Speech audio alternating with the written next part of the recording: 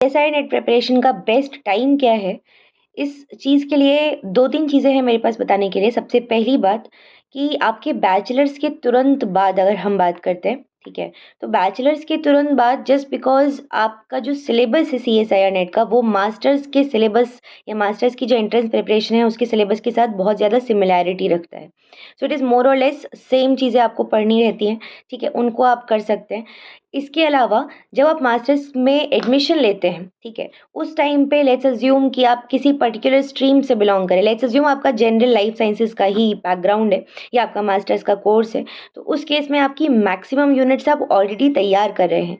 बस आपको एक छोटा-सा काम करना है कि आपको उस तरीके से इन यूनिट्स को तैयार करना है कि आपका मास्टर्स का जो एग्ज़ाम है वो तो बहुत अच्छे नंबर से आप क्लियर करें ही, साथ ही साथ जो आपका सीएसआई नेट एग्ज़ाम है या गेट एग्ज़ामिनेशन है या फिर बाकी के एग्ज़ामिनेशंस हैं, उन पे भी आप इक्वली फ़ोकस करके चीज़ों को पढ़ें। सो दैट जब जैसे for example previous year questions हो गए, तो उनको आप देखोगे तो उससे आपको आइडिया लग जाएगी कि अच्छा ये टॉपिक्स इम्पोर्टेंट है मेरे मास्टर्स के लिए भी और सीएसआईआर के लिए भी। तो उन दोनों टॉपिक्स को आप पढ़ सकते हो और जब दोनों टॉपिक्स को आप पढ़ोगे तो बहुत सिंपल बात है कि मतलब दोनों तरीके से टॉपिक्स को पढ़ोगे तो बहुत सिंपल बात है कि आपको दोनों जगह उसका फ़ायदा मिलेगा। Also at the same time I would request you कि जब आप मास्टर्स में पढ़ाई कर रहे हैं, लाइक फुल टाइम आपका मास्टर्स का कोर्स चल रहा है, उस टाइम पे कोशिश ये होनी चाहिए कि जो सिलेबस है, उनको हम जो फॉरेन ऑथर्स की अपनी बहुत रिनाउंड बुक्स हैं, उन्हीं से तैयारी करें, ना कि इन जनरल जो गाइड्स या कोचिंग इंस्टीट्यूट का मटेरियल होता है हम वहाँ से पढ़ें बिकॉज़ उस केस में आपका जो कॉन्सेप्ट होता है वो क्लियर होता है। मैं अपना एग्ज़ाम बहुत आराम से इसलिए निकाल पाई क्योंकि मास्टर्स में जो बुक्स थी मेरी वो फॉरेन ऑथर्स की थी। उनको अच्छे से पढ़ा, मैंने कोशिश की कॉन्सेप्ट समझने की, तो मुझे बहुत ज़्यादा इन सब चीज़ों पे फ़ोकस नहीं करना पड़ा, ठीक है। दूसरी चीज़ जैसे कि मैंने बताया कि मास्टर्स में एक चीज़ तो हो गई कि आप साथ में अगर आपका सिलेबस ऐसा है तो करिए।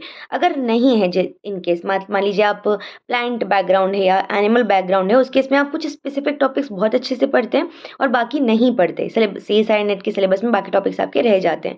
बट मैक्सिमम टॉपिक्स कॉमन होते हैं हर जगह, जैसे cell biology, fundamental processes, this biochemistry, ऐसे बहुत सारे टॉपिक्स तो हर जगह ही कॉमन रहते हैं।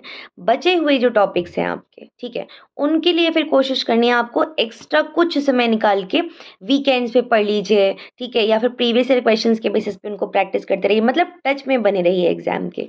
और because you are eligible as soon as you are in the masters, ठीक है, आप एलिजिबल तो हैं ही, तो अपनी एक बार तैयारी अच्छे से करके फर्स्ट 6 सेमेस्टर्स के अंदर ही गिव द एग्जामिनेशन, ठीक है। तो आई थिंक बेस्ट तरीके से आप एग्ज़ाम निकाल सकते हो, आपको ना इतना टाइम लगेगा, ना इतनी मेहनत लगेगी, ना किसी को मतलब कोचिंग इंस्टीट्यूट या नोट को आपको बहुत ज़्यादा उनके ऊपर डिपेंडेंट होना पड़ेगा। आप फुल फ्लेजेड अपने ऊपर डिपेंडेंट होके अपने तरीके से एग्ज़ाम निकाल सकते हो।